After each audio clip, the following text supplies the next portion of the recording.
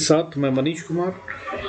तो भाई मार्केट के बारे में बात करें तो मार्केट आज फिर से कंसोलिडेट ही करती हुई नजर आई। हालांकि आज साइंस ऑफ वीकनेस नजर आ रहे हैं, सावधान रहिएगा थोड़ा सा। हालांकि अभी भी कोई भी ऐसी कमजोरी नहीं है जिसमें बोला जाए कि फॉल आ रहा है, लेकिन जो मैंने कल बताया था वो अभी भी कायम है। उस पर नजर रखिएगा और उसके अकॉर्डिंगली ही चलिएगा। मार्केट में अपने प्रॉफिट्स को लॉक करके रखिए, लूज मत होने दीजिएगा, क्योंकि अगर फॉल आता है तब ये ज्यादा गहरा हो सकता है।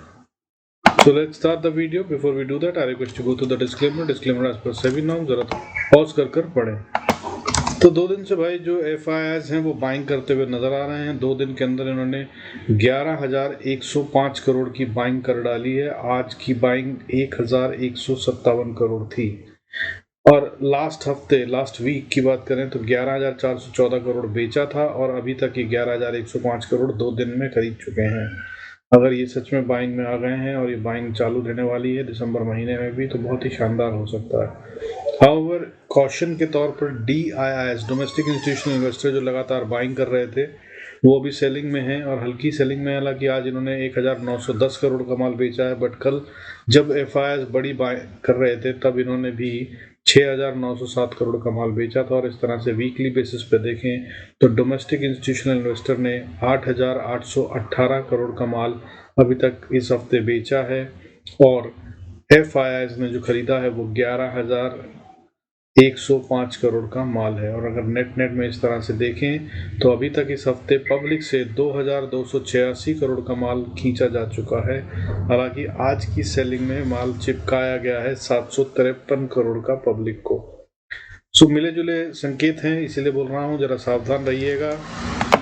हालांकि आज कोई खास कमजोरी के साइन नहीं है। निफ्टी 27 पॉइंट नीचे बंद हुआ है, 24,194। लेकिन जो कमजोरी के साइन इसमें छुपे हुए हैं वो ये कि अच्छी खासी बढ़त आने के बाद इसने अपने सारे गेन को लूज कर दिया।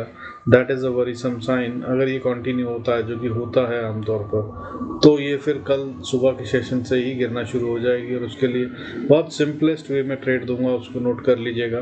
रेंज बताऊंगा ऊपर और नीचे की, मुश्किल से 30-40 पॉइंट की है और उसके बाहर निकलते ही पकड़ लीजिएगा। सेंसेक्स आज 105 पॉइंट और निफ्टी बैंक आज 16 पॉइंट टूटता हुआ नजर आया। रेड ही हैं सब। हालांकि आज गेन करने वाले सेक्टरों में IT सबसे ज्यादा गेन करता हुआ नजर आया। हालांकि वो गेन बहुत ज्यादा नहीं था, 1% था, 1.07% IT बढ़ता नजर आया। साथ में जो दूसरा संकेत आ रहा है जो सपोर्टिंग है वो ये कि और वॉलेटिलिटी इंडेक्स आज काफी शांत था, 15.31 पे बंद हुआ है। कल ये 15.30 पे था, यानी कि कोई खास बढ़त या गिरावट इसमें नहीं आई है। अब आज के अगर बढ़ने वाले शेयरों के हिसाब से देखा जाए तो आज निफ्टी 50 के सबसे ज़्यादा बढ़ने वाले शेयरों में फिर से एक बार श्रीराम फाइनेंस था, जो कि 3.34% बढ़ता हुआ नजर आया। ब्रिटानिया भी आज बढ़ता नजर आया, 2.24%। BEL में 1.90% की बढ़त थी। एशियन पेंट्स जो कि लगातार गिर रहा था, ये रिवर्सल के साइन देता हुआ नजर आ रहा है। अभी 2,505 के ऊपर आ चुका है और अगर ये 2,500 के ऊपर बना रहता है तो इसमें एक अच्छी बढ़त भी आ सकती है। इन्फोसिस जो लगातार सपोर्ट कर रहा था आज फिर बढ़ता हुआ नजर आया, 1.82% बढ़कर बंद हुआ है। सेक्टर वाइज बात करें तो आज जैसा बताया मैंने, निफ्टी IT आज सबसे बड़ा वाला गेनर था, 1.07% बढ़ता नजर आया। हालांकि उसके बाद अगर बात करें तो FMCG सेक्टर जो कि 0.84% बढ़ता नजर आया। और उसके बाद जो हमारा ट्रिकी सेक्टर है वो निफ्टी मीडिया 0.82% बढ़ता हुआ नजर आया। इस तरह से ये थे टॉप 3 गेनिंग सेक्टर्स। गिरने वाले सेक्टरों में अगर देखा जाए या शेयरों में देखें, सबसे पहले तो अदानी के आज सारे शेयर फिर से टूटते हुए नजर आए। अदानी एंटरप्राइजेस 4.74%, अदानी ग्रीन 7.25%, अदानी सोल 3.91% और अदानी पोर्ट्स 3.25% और अदानी पावर 2.02% टूटता हुआ नजर आया। सेक्टर वाइज अगर देखें तो यार देखिए, पहले तो उससे पहले बताना चाहूंगा अदानी वाले शेयरों के अंदर मैंने कल भी कहा था, रोज कह रहा हूँ जिस दिन से न्यूज आई है दूर रहिए। पिछली बार भी मैंने कहा था कि जब कोई भी स्टॉक इस तरह के गेम में आ जाता है जो कि न्यूज प्लस लीगल गेम में हो तो उससे दूर रहना चाहिए, क्योंकि उसके अंदर में बड़ा पैसा गेम खेलना शुरू कर चुका होता है। और अगर ऐसा हो रहा होता है तो फिर हाथियों के बीच में हम जैसे छोटे मोटे लोगों को नहीं घुसना चाहिए, क्योंकि फिर उनकी लड़ाई में कौन किसके पैर के नीचे पिस जाए अच्छा पता भी नहीं चलता है।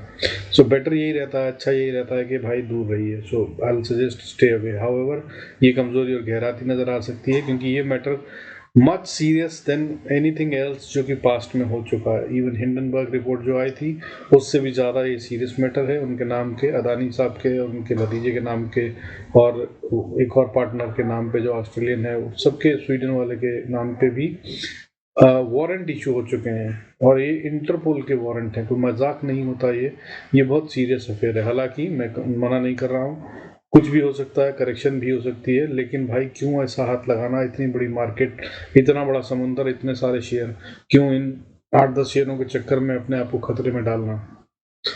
बाकी जैसा आप ठीक समझें। अब बात करते हैं सेक्टरों की, गिरने वाले। तो आज के टॉप लूजिंग सेक्टर में निफ्टी ऑटो था जो कि 1.28% टूटता नजर आया। उसके बाद फार्मा सेक्टर में भी कमजोरी थी, हालांकि 1% से कम है, 0.97%। एनर्जी सेक्टर 0.77% टूटता हुआ नजर आया। और इस तरह से कमजोरी वाले सेक्टर जो हैं वो खासे वो वाले सेक्टर हैं जिनमें कि असल में दम होना चाहिए। फार्मा और एनर्जी खास तौर पे मजबूत सेक्टर माने जाते हैं अभी के लिए, और इनमें कमजोरी आई है। हालांकि जो बढ़ते हुए नजर आया उसमें मीडिया सेक्टर टॉप 3 में है। ये एक संकेत है कि यहाँ पर थोड़ा सा ट्रिकी गेम हो रहा है, सावधान रहिए।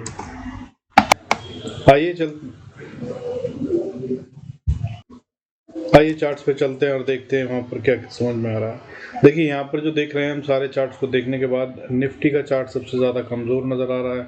उसके अलावा बाकी सब जगह पे अभी भी ताकत बनी हुई है। निफ्टी के चार्ट में ये डेली कैंडल्स हैं। डेली कैंडल्स को अगर आप देखें तो आज निफ्टी के चार्ट में दिखाई दे रहा है कि निफ्टी ने प्रीवियस डे का लो तोड़ा आज, और उसके बाद हालांकि रीगेन कर लिया है। क्लोजिंग भी कल की क्लोजिंग से नीचे आई है, वो तो सब जगह ही आई है, लेकिन इसने आज जो स्पेशल करा है वो ये कि इसने प्रीवियस डे का लो जो है वो तोड़ दिया। और डोजी का जो ट्रेड करने का टेक्निक होता है वो ये कि डोजी जब बने तब नज़र गड़ा के रुक जाइए, और जैसे ही वो उसका हाई या लो जिस भी तरफ तोड़े उस तरफ राइड करिए। तो अब ये उसके हिसाब से इसने लो तोड़ा, लेकिन फौरन रीगेन हो गया है, और आज इसने हाई नहीं तोड़ा, ये एक चिंता का विषय है। यहाँ से आ रहा है कमजोरी के साइन। हाउएवर अगर आप देखें इसके अलावा बैंक निफ्टी को, तो बैंक निफ्टी ने हाई को थोड़ा खासा ऊपर गया और अभी क्लोजिंग के ही पास बंद हुआ है। अगर मिड कैप की बात करें तो मिड कैप में भी ऐसा ही गेम नजर आ रहा है, दोनों कैंडल्स को आप देख सकते हैं।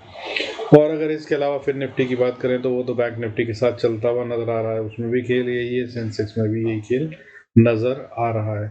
सो ओवरऑल अगर देखा जाए तो अभी कमजोरी के साइन बहुत ज़्यादा नहीं है, लेकिन निफ्टी में है। सो गेम ट्रिकी है। पर मैंने जैसा बताया था कि आपको बहुत साधारण सा छोटी सी रेंज दूंगा जिसके अंदर आप क्लियरली समझ सकते हैं कि क्या ट्रेड करना चाहिए और कितना सेफ हो सकता है, वो आसान होगा। सो आइए शुरू करते हैं उसका। सो ट्रेडिंग लेवल्स की अगर हम बात करें तो देखिए, निफ्टी की अगर हम बात करें तो निफ्टी स्पॉट पे बात कर रहे हैं। ऊपर में इसकी रेंज है 243, अभी 195 के पास क्लोज हुआ है, 243 ऊपर में, और नीचे में बात करें तो 171। इस बीच में जब तक ये रहता है तो ये ट्रैपिंग कर रहा है और ये कल भी चालू रह सकती है। लेकिन अगर इस रेंज को तोड़ता है और बाहर निकलता है तब ये नया गेम शुरू कर चुका है। क्या होगा फिर अगला लेवल? तो अगर ऊपर की बात करें तो जैसे पहला लेवल बताया 24,240-45 का लेवल, इसको पार कर ले तो इसमें बाय का ट्रेड समझदारी हो सकती है। तभी अगली रेजिस्टेंस 24,314, फिर अगली रेजिस्टेंस 354 और उससे अगली रेजिस्टेंस 390 के पास फेस करता है। और 390 को पास करने के बाद ये कुछ इस तरह की स्थिति में होगा कि या तो यहीं से रिवर्सल ले या ये फिर ऊपर जाए तेजी से। साइडवेज के चांसेस यहाँ पर कम है। सो अगर ये ऊपर जाता है और तो फिर ये 24,490 के लिए ओपन हो जाता है, और 24,490 बहुत स्टिफ रेजिस्टेंस है।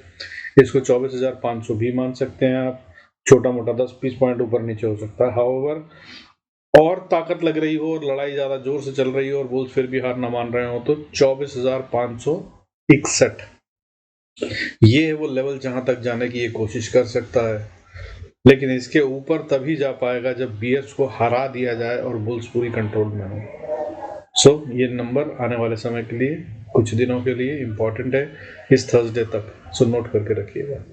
पर अगर ये नीचे ही चल पड़ता है तो जैसे कि बताया, सबसे पहली सपोर्ट 24,169 बनती है, 169 टू बी वेरी प्रिसाइज। इसको तोड़कर अगर ये नीचे चलता है तो फिर अगली सपोर्ट 135, और 135 is also a very strong support, लेकिन इसको तोड़ देता है तभी और नीचे चल पड़ा है। और फिर हालांकि एक छोटी सपोर्ट है बीच में, लेकिन ये सीधा नीचे जाने की तैयारी में है 23,990 के लिए। बीच में सपोर्ट जो है छोटी सी, वो 24,070 के आसपास आती है, 24,070-80 के पास, और उसके बाद फिर 23,990। और इसको भी बचा गया तो बड़ी बात, तेज होगा प्रेशर, क्योंकि यहाँ से अगर ये एक ही दिन में यहाँ तक आता है तो वो मतलब बियर्स कुछ सोच कर आए हैं और ताकत ज़्यादा लगा रहे हैं। और अगर यहाँ से नीचे जाते हैं तो फिर 23,928 और 23,870 और उसके बाद 23,837, ये होंगे अगले लेवल्स जिन पर ये आकर रुकेगा नहीं शायद, लेकिन थोड़ा थोड़ा फॉल्ट लेकर फिर नीचे चल पड़ेगा। मजबूत सपोर्ट फिर उसके बाद 23,770 पे आती है। 770 से 80 का लेवल है जहां पर फिर ये सपोर्ट लेता है। खासी बड़ी गिरावट हो सकती है, लेकिन आजकल इसका मूड कुछ ऐसा है कि 300 से 500 पॉइंट तो ये कभी भी गिर जाता है। ध्यान रखिएगा, ये भी होता हुआ नजर आ सकता है। हालांकि मुझे उम्मीद ये है कि अगर ये ऐसा गेम होना है तो शायद ये थर्सडे को होता नजर आए, जब निफ्टी की एक्सपायरी हो। अदरवाइज उससे पहले इसके चांसेस ना के बराबर हैं, but there are chances. Bank Nifty की बात करें तो बैंक निफ्टी में छोटी सी रेंज की बात करें तो भाई छोटी सी रेंज, नीचे में 52,100 और ऊपर में 52,260। 100 से 260 यानी कि 160 पॉइंट के टोटल गेम की बात कर रहा हूँ। रेंज की अभी कहाँ पे है, ये 190 पे है, तो आप समझ लीजिए दोनों तरफ ज़्यादा नहीं, 50-60 पॉइंट का खेल बनता है। इन दोनों चीज़ों को छोड़ दें और इसके बाहर जब ये निकले तब आराम से गेम पकड़ सकते हैं। तो अगर ये ऊपर जाना चाहता है तो 52,260 के ऊपर अगर चलता है तो फिर आप इसको राइड कर सकते हैं बाय साइड पे। तो अगली सपोर्ट रेजिस्टेंस आती है 52,450 पे। 52,450 से पहले हालांकि 380 से सावधान हो जाइएगा। 380 से 450-60 का लेवल वो लेवल है जहां से कहीं से भी रिवर्सल अगर लेना है तो ले सकता है।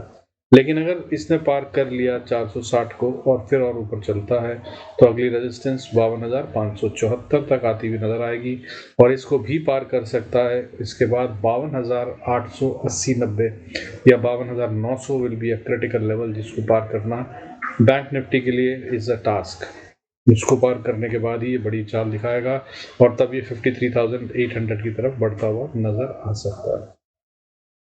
लेकिन अगर ये नीचे आना चाहता है तो जैसे मैंने बताया, पहली सपोर्ट 52,095-90, इसको तोड़ा इसने तो ये नीचे की तरफ चल पड़ा और नीचे की तरफ चला तो फिर उम्मीद के तौर पर अगली सपोर्ट 51,900 पे आती है, और अगर 900 को भी तोड़ दिया तो फिर ये नीचे 51,700 से 650-60 के बीच में आके सपोर्ट पाता है, जो कि एक मजबूत सपोर्ट है।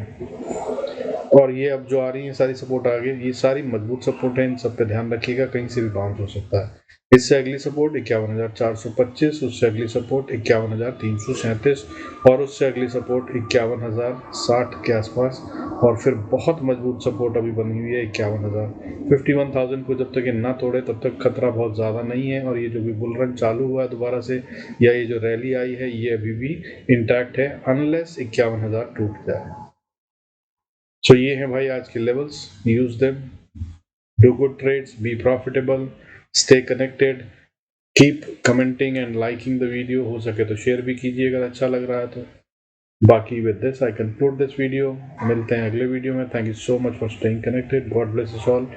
सी यू इन नेक्स्ट वीडियो।